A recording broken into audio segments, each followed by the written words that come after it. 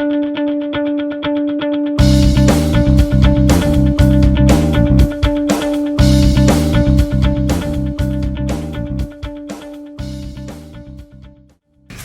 berharap supaya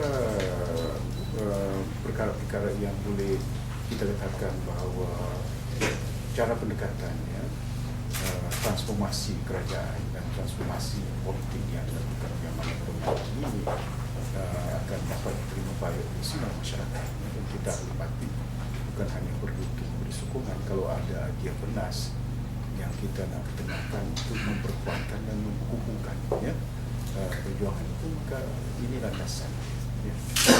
Dan saya yakin bahawa seperti yang saya katakan, kita tidak tahu bila pilihan raya, tapi kita akan berhadapan dengan pilihan raya. Perlu ada kesepaduan, kejituan dari segi cenderamata dan para perwakilan. Bukan gelagak untuk kita nak kritik, ya, dalaman. Ada tempat, ada waktu dia. Okey. Saya tak tahu apa saya jangka, tapi saya dah bertemu dengan sayap-sayap yang tiga-tiga sayap, dan mana saya diamanahkan untuk dan saya dah jelaskan beberapa perkara. Tapi itu pun kita tidak tahu apa yang mereka akan timbulkan. Kebiasaan dia dalam perhimpunan ini beberapa usul yang kita bincangkan tentang dasar presiden ucapan dia dan juga ekonomi dan juga dari segi agama. Itu kebiasaan kalau kita dia hadir setiap tahun, setiap waktu perhimpunan UMNO, kita tidak lari daripada membincangkan tentang perkara-perkara ini, ya. Jadi war-warkan tentang kebaikan-kebaikan yang telah dilaksanakan oleh pihak kerajaan Barisan Nasional dalam membantu rakyat, supaya rakyat tahu dan faham tentang dasar transformasi, tentang apa yang kita lakukan, ya. Banyak manfaat. Tentunya kita bagi RM100 kepada miskin, besar artinya kepada orang-orang kampung. Tidak pernah dalam sejarah bagi RM100 anak sekolah. Pernah tak? Masa you sekolah mana ada? Saya sekolah pun tak dapat. Saya ingat dulu di Sabah pun kalau ada yayasan Sabah RM50 je. Itu pun semua orang. Jadi ini untuk anak-anak sekolah yang memerlukan bantuan lagi-lagi dalam keadaan berhadapan dengan nak masuk sekolah. Di satu langkah yang mengurangkan bebanan masyarakat. Banyak langkah-langkah yang kita lakukan, ya, bukan hanya mengurusi Kementerian Kementerian Bandar dari segi meningkatkan sarana, mengurusi agensi-agensi kita. Contohnya kalau RISDA dan Direktorat, kita atasi masyarakat, membasmi kemiskinan masyarakat berbandar dengan melibatkan mereka dalam penanaman, ya, memajukan tanah, membangunkan tanaman getah, tanaman kelapa sawit, ya, dengan kita membekalkan perumahan dan juga kemudahan-kemudahan infrastruktur kepada masyarakat ini. Dan langkah-langkah lain dalam bidang perniagaan, selain daripada kita melatih usahawan-usahawan bumi putra orang Melayu kita dalam bidang-bidang tertentu, ya, dan kita bagi ruang, ya, di merata tempat kita bina bangunan-bangunan. Kalau tak pun kita beli bangunan premis-premis yang boleh dihuni untuk membolehkan peniaga-peniaga bumi putra berdagang di situ, ya, dengan kadar sewa yang cukup rendah. Dan di samping itu tidak mencukupi, kita sediakan ruang itu, kita latih mereka dengan kursus-kursus keusahawanan, cara bagaimana nak buat pemasaran, bagaimana nak buat branding, bagaimana nak buat akaun mereka disempurnakan. Dan di samping itu kita bagi pinjaman lagi juga, ya, menerusi berbagai-bagai kaedah. Kalau menerusi agensi kita, contohnya MARA, kita bagi pinjaman bukan hanya di peringkat niaga yang agak sederhana besar, yang kecil, ya, penjajah-penjajah, ya. Kita bagi contoh bantuan kewangan dalam lingkungan RM4-5,000, ya. Manakala untuk peniaga-peniaga untuk membangun, contohnya kita ada pinjaman yang lain. Itu dalam bidang keusahawanan, dalam bidang pendidikan. Tentunya kita bantu, ya, masyarakat kita yang anak-anak kampung yang tidak ada ruang dan peluang untuk mendapat biayaan. Bukan hanya kita bagi bantu untuk beasiswa, pinjaman sebenarnya, tapi kita sediakan prasarana MRSM, sekolah-sekolah yang teknikal, ya, KPTN di luar bandar khususnya, untuk membolehkan supaya anak-anak dan masyarakat kampung tidak keberatan untuk menampung anak-anak mereka hantar ke Buluh, hantar ke Negeri Selangor, pusat-pusat pengajian yang jauh daripada luar bandar. Dan kita sediakan kemudahan ini untuk membolehkan supaya ada ruang lingkup untuk membolehkan mereka menikmati pendidikan. Banyak lagi sebenarnya kalau saya nak sebutkan, ya. Tapi nak katakan bahawa ianya mencukupi, mungkin ialah manusia nak selaraskan keperluan mereka, bukanlah kita boleh memenuhi 100%, ya. Bagi pinjaman beasiswa mungkin ada lagi tanggungan lain, ya. Jadi ini yang kita harus lihat, ya. Kalau ada pengobaikan, kita tambah baiklah. Bagaimana untuk kita meningkatkan pembelaan kita terhadap masyarakat kultural dan Melayu di negara ini, walaupun tidak ada sedia persyaratan yang kita laksanakannya. Agensi-agensi lain kita libatkan, contohnya dengan Datuk Sarizat, ya, juga terbabit secara langsung Kementerian Kebajikan, di mana masyarakat yang miskin di pinggir bandar, pertengahan bandar kita katakan, ya, juga turut mendapat pembelaan penajaan. Kalau kita dapat lihat bagaimana bantuan dari segi keuangan, ya, malahan dari segi rumah-rumah contohnya, kena yang miskin di bandar ni, perbezaan dia dengan miskin di luar bandar lain.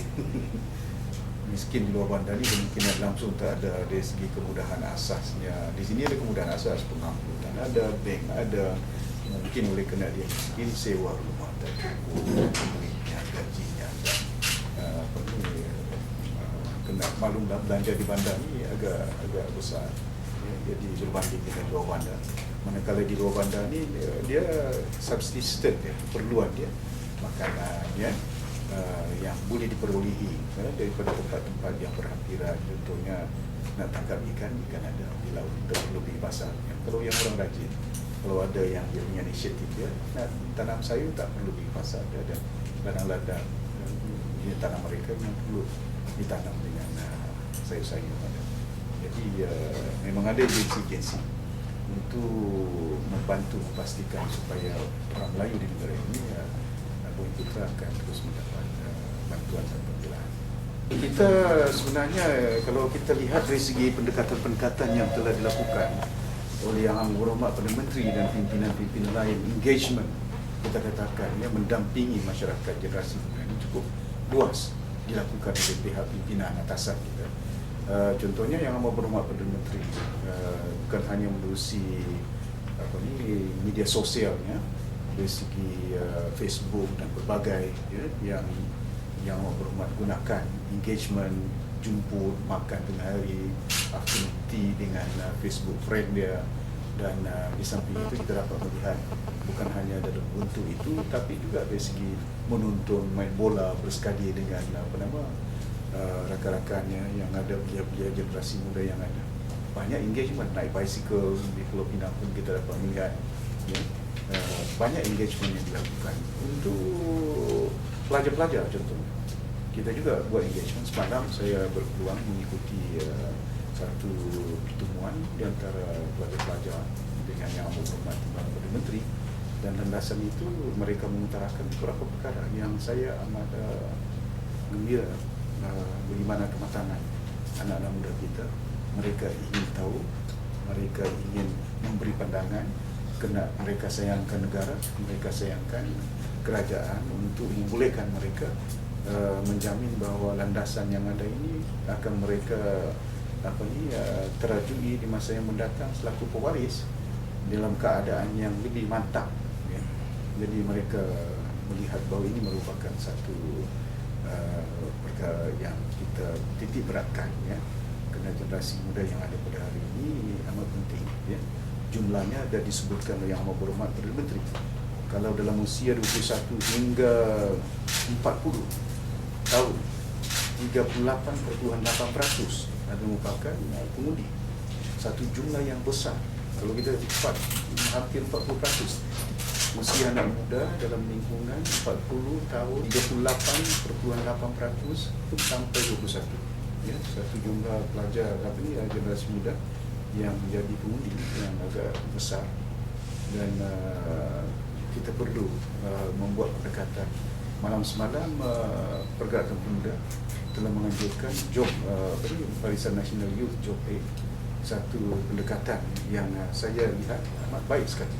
Ya, bukan hanya daripada sudut ianya merupakan satu pameran show yang kita katakan untuk dipaparkan kepada masyarakat kita, khususnya anak-anak muda, tapi menilai tentang daripada langkah yang dilakukan, berapa sudahnya anak-anak kita yang mendapat ruang pekerjaan, satu jumlah yang besar, yang membatasi 24,000 saya difahamkan, yang selama ini dah mendapat peluang pekerjaan hasil daripada gerakan yang dilakukan oleh Youth Barisan Nasional yang ada.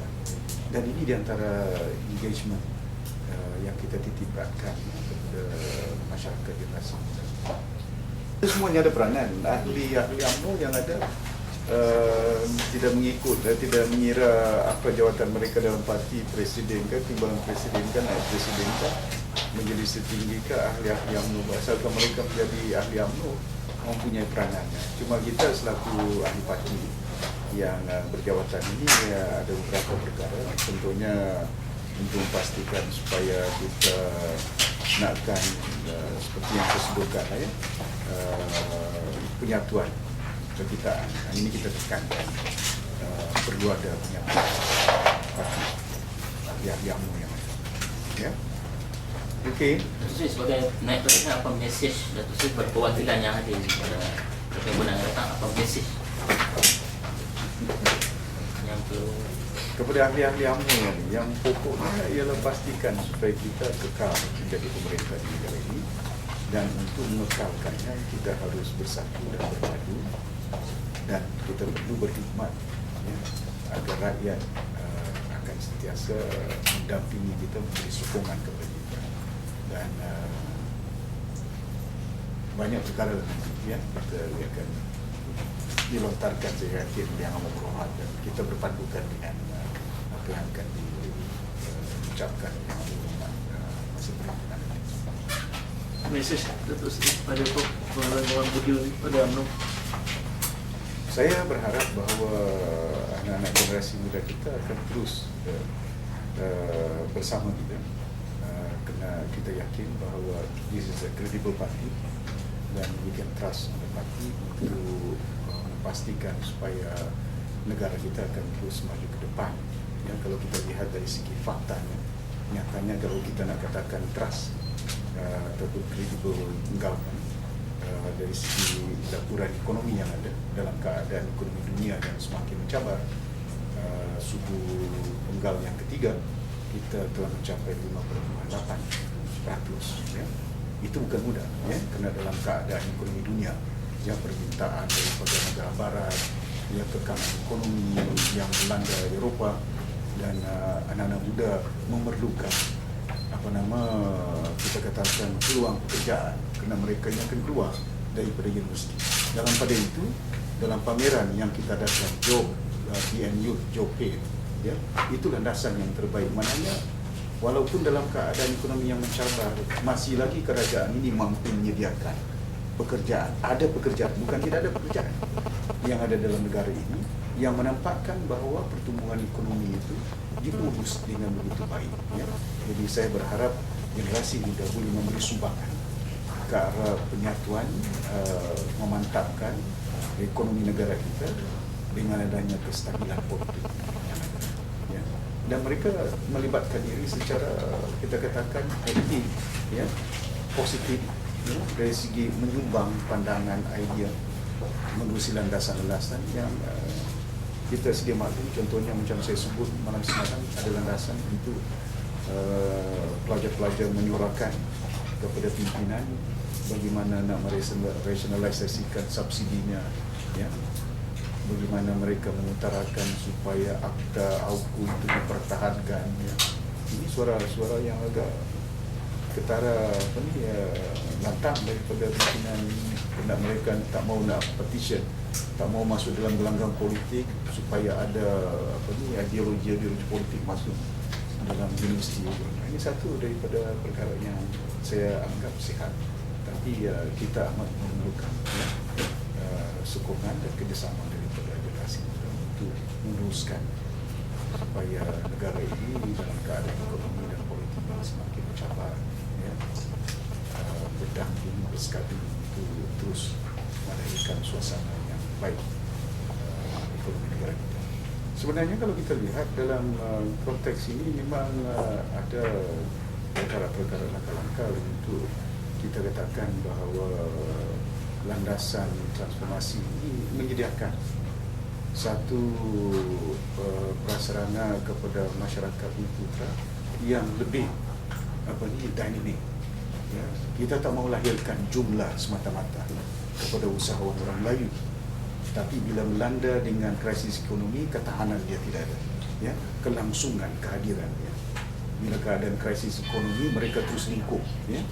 Jadi yang kita nak lahirkan dalam transformasi yang ada, nak melahirkan usahawan, betul-betul usahawan yang kita boleh katakan not only usahawan, dia managers yang boleh mengurus takbir, dia survivor, dia challenger yang boleh berhadapan dengan cabaran-cabaran yang mendatang ini, ya. Tapi ia mempunyai kriteria-kriteria. Mungkin ini kelihatan bahawa ini satu sekatan ataupun satu halangan. Tidak, sebenarnya ini penting bagi kita, kerana kita harus melihat berpaksi dengan keadaan struktur perubahan ekonomi dunia dan politik yang ada.